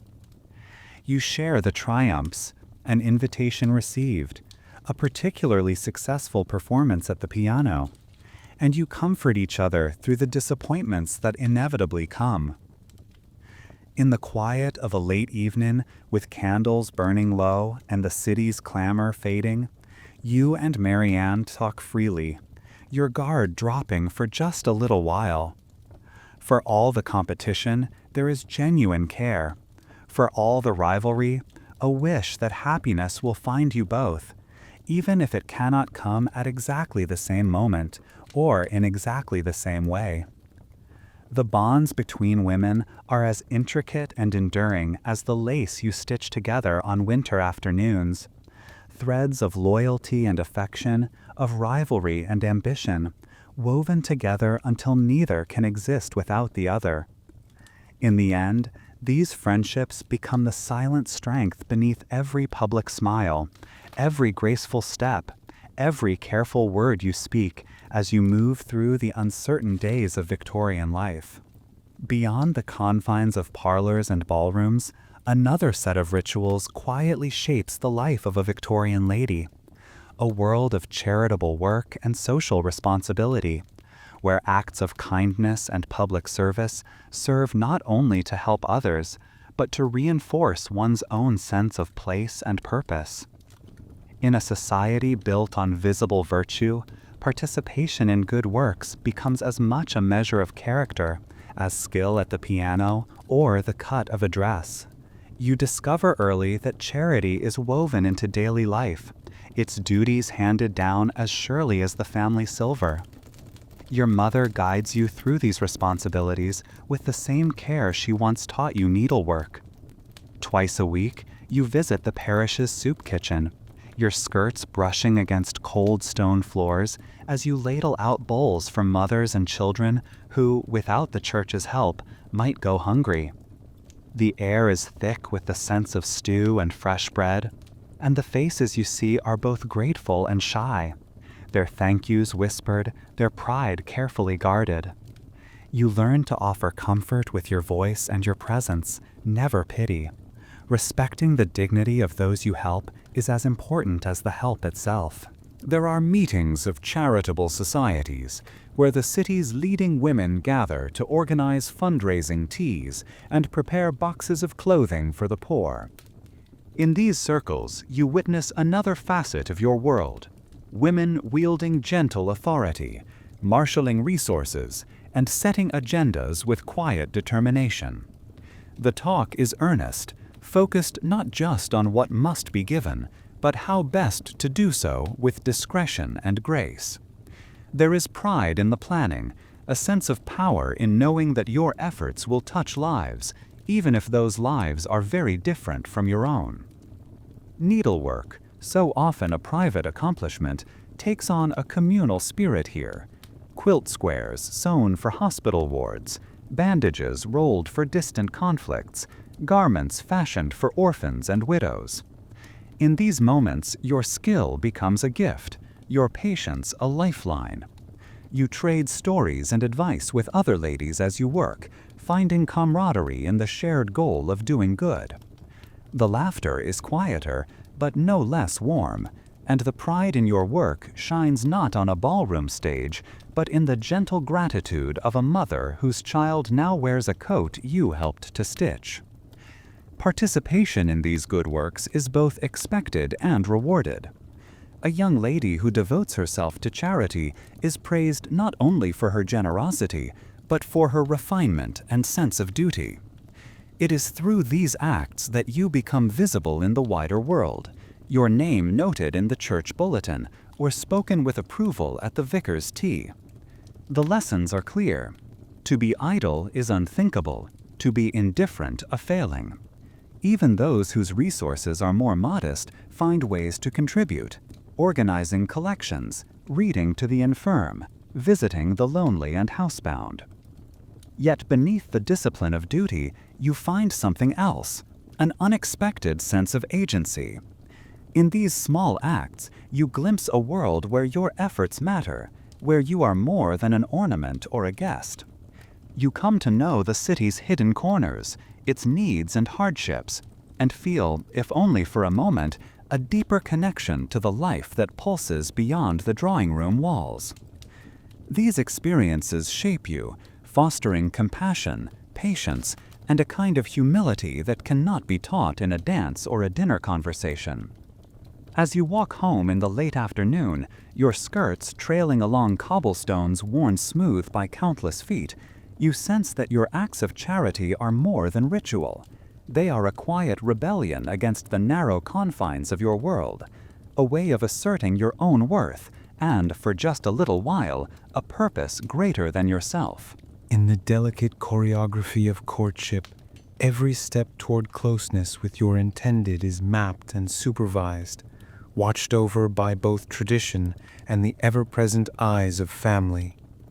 The world opens in small, carefully measured increments. An afternoon walk in the park, a visit to an art exhibition, a brief conversation after church, all orchestrated with a precision that feels, at times, both reassuring and suffocating. If there is joy in these moments, it is the joy of possibility, of building something lasting within boundaries drawn by 100 years of custom. You are never alone with Thomas Fairchild.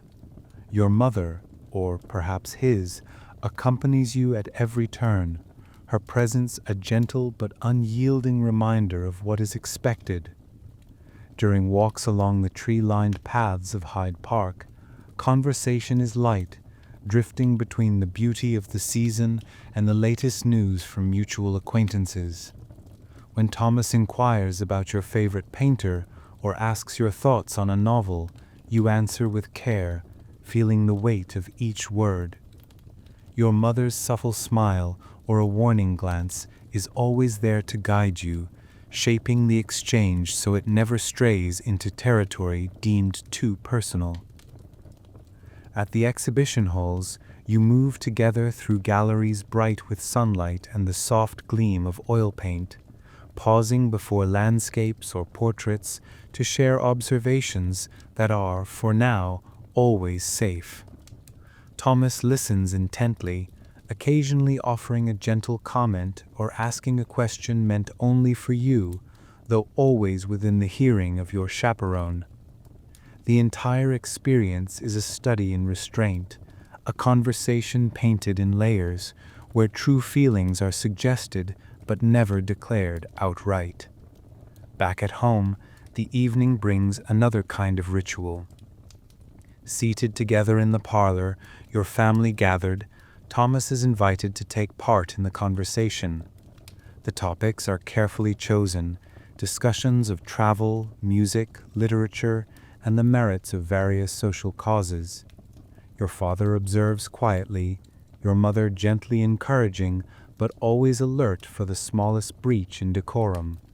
Advice is offered in subtle ways, a suggestion that you might enjoy a certain book, a story about a successful marriage built on shared interests and mutual respect. These hints are lessons, their meaning clear. Choose wisely, look for compatibility, trust in character over charm. Later, as the house grows quiet and the lamps are extinguished one by one, you lie awake with a heart full of possibility. The journey to this moment has been one of patience, self-restraint, and hope, a careful navigation of tradition and feeling. Now, as the future stretches before you, you understand that the true triumph is not simply in being chosen, but in choosing as well, a promise given and received, quietly in the soft twilight of a Victorian home. Word of your engagement travels faster than you'd ever imagined, carried first on the lips of family, then whispered from household to household, until the news seems to echo in every parlor and at every market stall. The announcement itself is an event. Your mother's hand clasps in yours as she reads aloud the notice she has crafted with care. Your father's solemn nod of approval, the proud gleam in his eye that he rarely allows himself to show. Within hours, there are visits from aunts, cousins, and close friends. The doorbell rings with a frequency that would have been unthinkable only days before. Congratulations come in many forms: a pressed bouquet, a handwritten note, a carefully chosen trinket, all symbols of the web of relationships that bind your world together. The house hums with new energy. Plans are made, not just for the wedding itself, but for the life that will follow. Your mother leads you through the rituals of preparing your trousseau, selecting linens, inspecting fine china, discussing fabrics and embroideries with the seriousness of a general planning a campaign. Each choice is both practical and symbolic, a promise of the home you will build, the family you will help to shape. There is a strange gravity to these preparations. As you fold lace and discuss guest lists, you feel the past and future tugging at you at once. Society, too, has its response, sometimes warm, sometimes tinged with the faintest edge of envy or speculation. Older women nod in approval, seeing the match as the just reward for years of careful upbringing. There are whispers among your peers, a new tone in the way friends and rivals greet you. Some offer genuine excitement, eager to share in the happiness. Others mask their curiosity with polite smiles, already calculating what your new status might mean for their own prospects. Every gesture, every word is noted and remembered.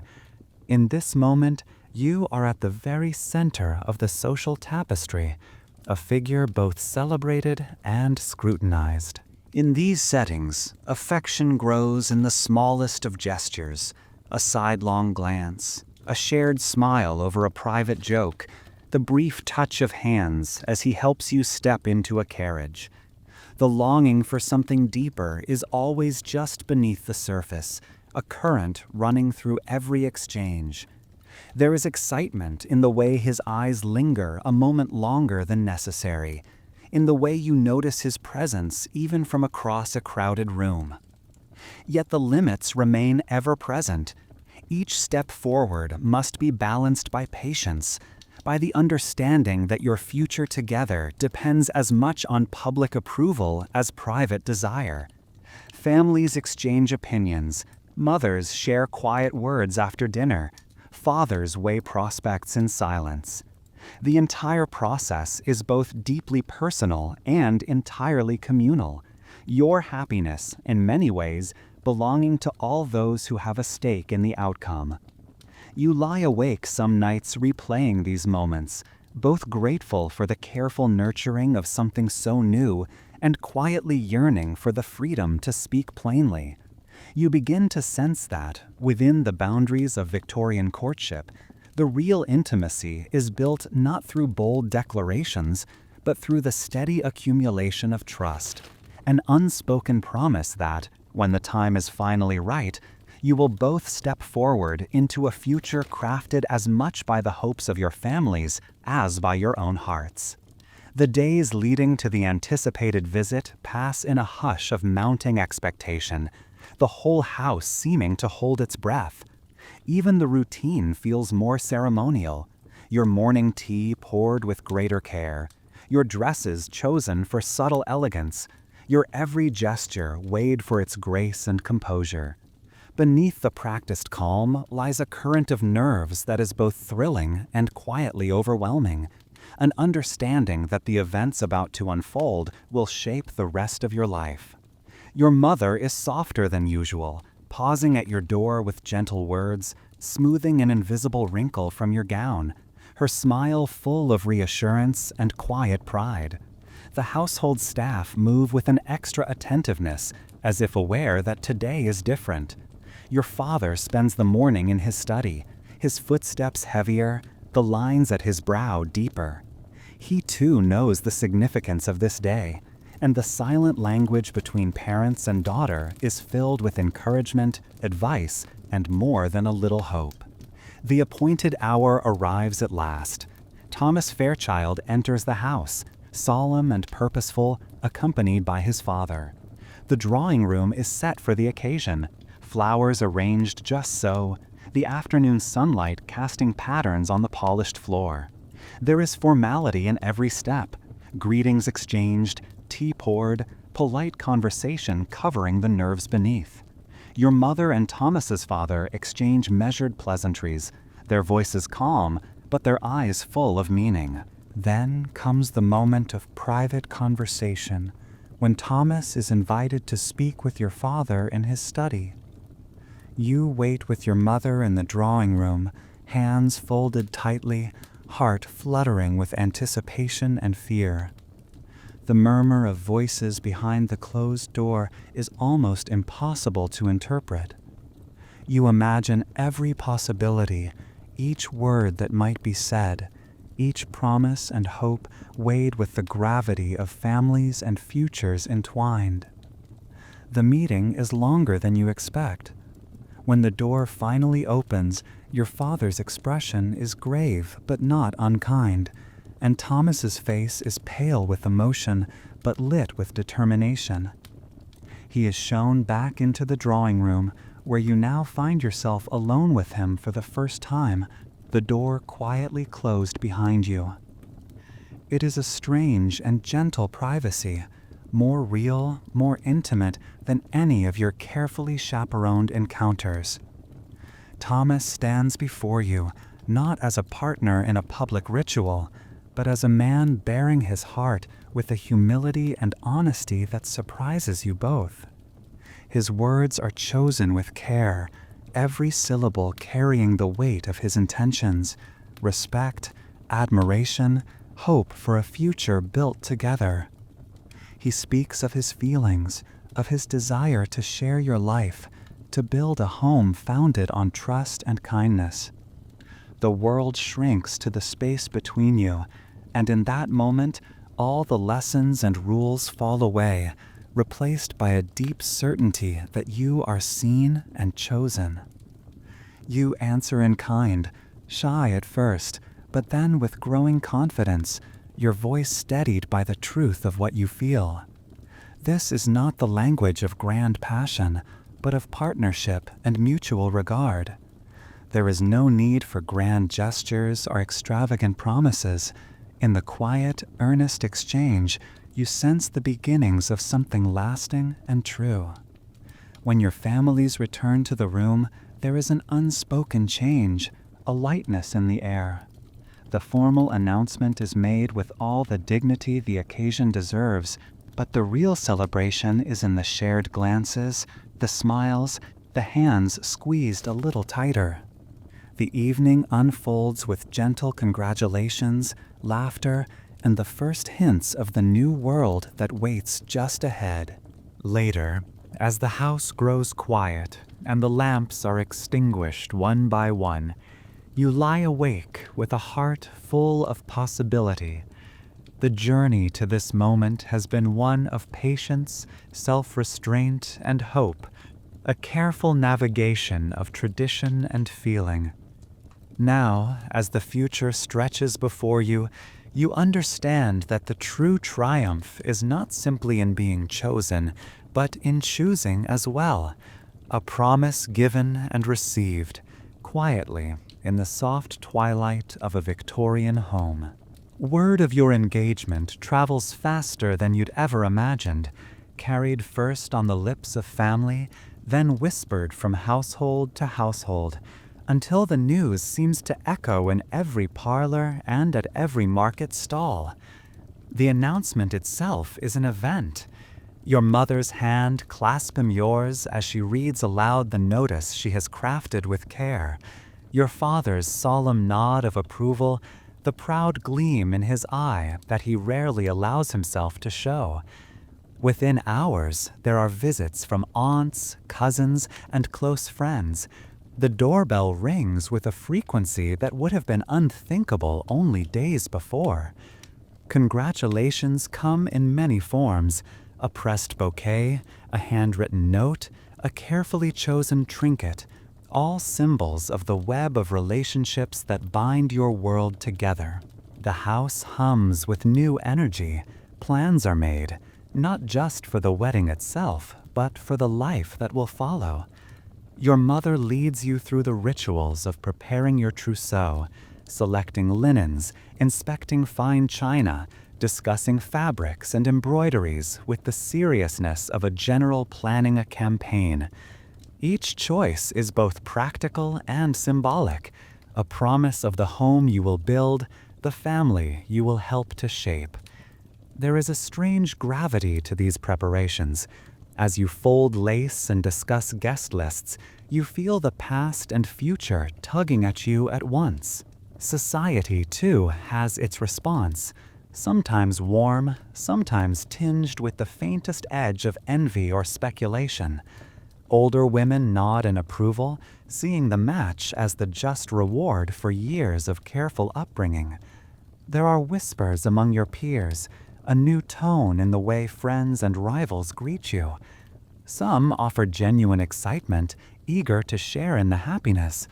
Others mask their curiosity with polite smiles, already calculating what your new status might mean for their own prospects.